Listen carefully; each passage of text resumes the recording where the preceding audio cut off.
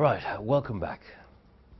You know, they say a smiling couple is not necessarily a happy couple. In fact, a long marriage does not necessarily mean a happy marriage.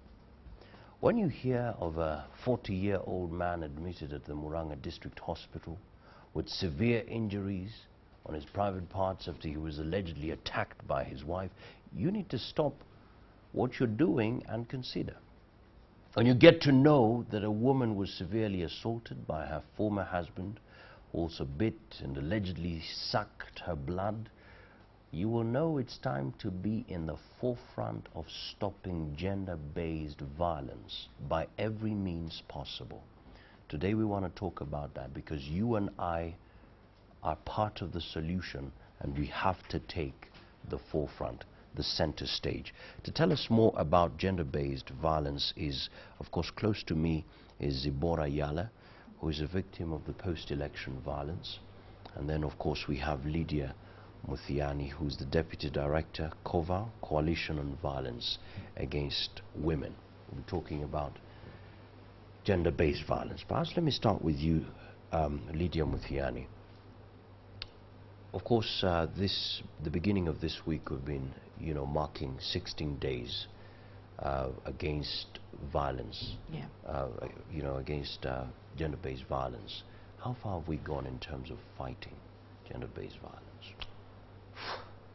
It's a very difficult question when you ask about the context of Kenya as a country. Yeah. Indeed, we have seen that good legislation has been passed, for instance, the Sexual Offences Act, but we find that the implementation of that particular act still struggles till today.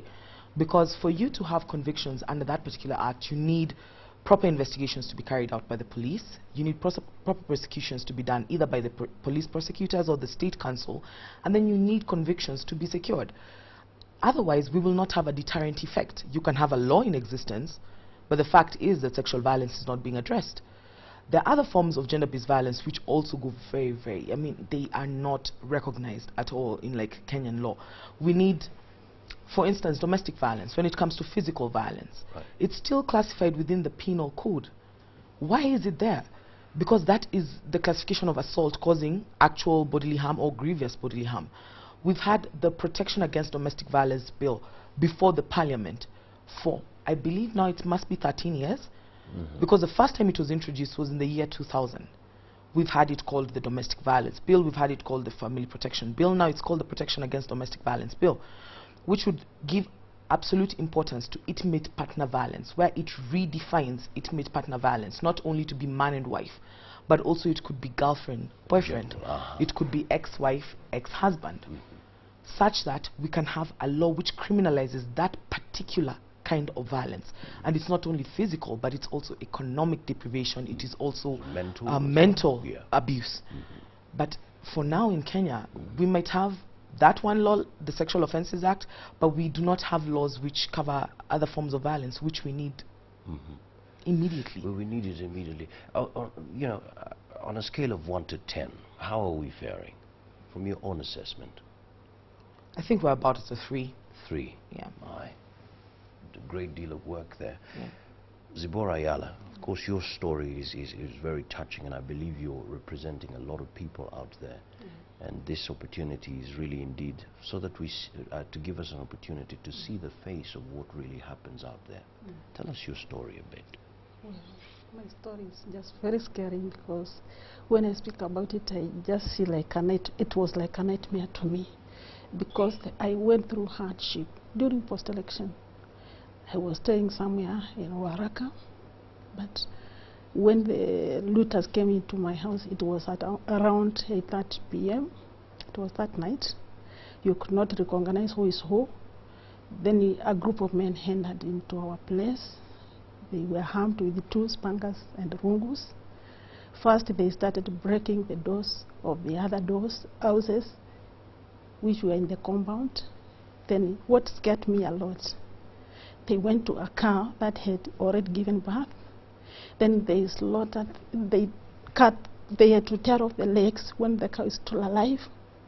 Then they were saying, Akietu. Then they put the legs on their shoulders. Then they had to walk away with the legs. The cow was there. It was not slaughtered. It's still alive. It's crying there. Then they have gone with all the 4 legs. Then I said to myself, wow, what will happen when they will come to me? Immediately they came to my door. Then they banged the door with a big bang. Then the door was broken into pieces.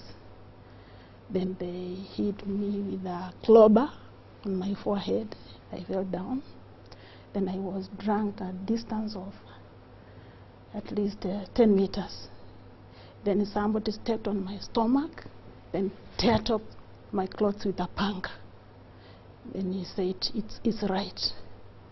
Then all of a sudden, one was sitting on my chest, the other one I was like, I'm sacrificed. And they were all shouting, Akeato. I didn't understand what they were meaning. When I was there, I was out of my mind. I could not remember anything that was going on because they started raping me repeatedly. I was almost dead. And when I was down there, I'm not speaking because I want to show myself, but I want every woman who went through hardship like me to come out and share so that they can receive medication or something of that sort. Absolutely. I mean, you know, you represent, just like I said in the beginning, you represent a lot of people who have not even been able to share it with even some closest people that they have. And you're here sharing that story.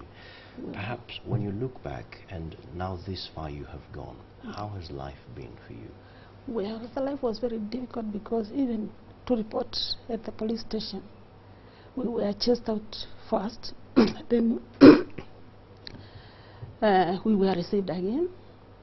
Then there was a rejection at the IDP camp because my body was rotten. It started rotting for 2 to 3 days.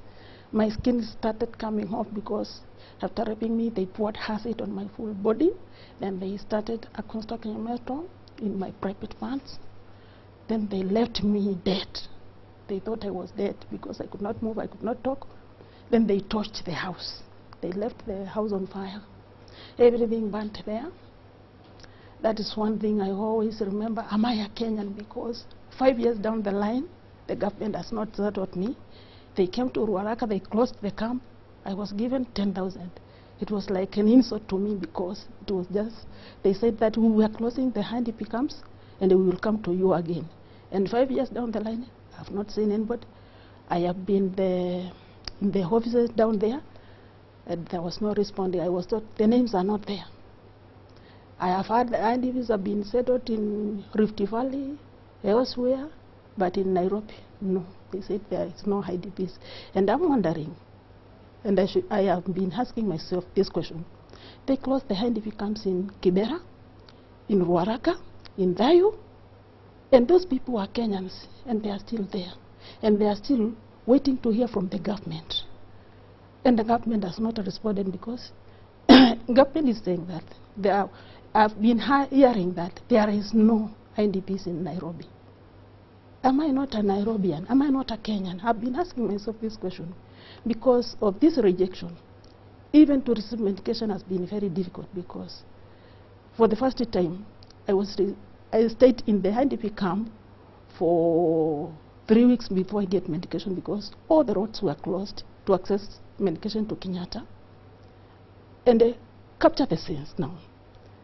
Flashback to that time I was down there, lying down there. Nobody picked me there. I just woke up when the house was burning. I felt fixed. I started just feeling like I want to sit. I cannot sit because there was that thing in my private parts. I had to remove it and pull it. I walked. I could not walk, I'm telling you, because one leg was pulled like this, the other one was pulled like this, and to make it move again, it was difficult for me. Even 5 years down the line, my hips are still a problem. I cannot walk properly. I cannot bend properly. I still go for some checkups, and I have to pay for those checkups, and the government is not aware of it. Well, I stayed for 5 days, 6 days at the IDP camp, and there was like neglection. People from Medicam, they were saying that this lady is smelling rejection somehow. They don't want to get to contact to me. They said that so long as I was smelling, they started taking themselves far from me. Then I remember one lady gave me a cup of water like this one. When I drank the cup of water, she threw the cup. Said that will get contaminated to the disease she's going through, because I was swollen everywhere, pus were coming out of everywhere. I had no hair in my head. It would hope it was like I have scales in my head.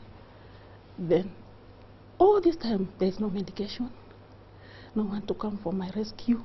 I know I'm hurting inside and I can't speak out.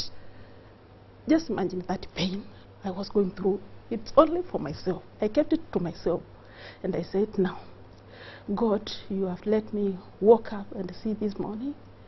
You had a reason. I had to stay and just watch at the people. I started forgetting myself. I could not remember who I am. When the people who came to see the IDPs there and give them food would come, and I would watch at them like this. I could not speak for myself. I had nobody to speak for me. Then one day, a police officer called the MSF doctors. Then they came for me. They came for my rescue. They found everywhere was passes. Passes were coming out of my head where I was hit with a clobber. Passes everywhere in even my private parts were all over passes. Then they took me. They wore gloves. They had to pick me with gloves. Just take that picture of that body. They had to wash my butt, cover it with clothes. Then they found that I don't need contact with those people in the IDP camp. They look for a place for me, a room somewhere. Then when I was at that room, they launched for me for a month. I could sleep there. They could pick me in the morning, take me back to the hospital, because there was no place for me to be admitted, because there was those people who were hands were chopped off. They needed a close look. But for me, they were to pick me daily, on a daily basis. Right. Just listening to you, I mean, it absolutely, you cannot even imagine, you know, such wickedness being meted on just one person. We're terribly honored even to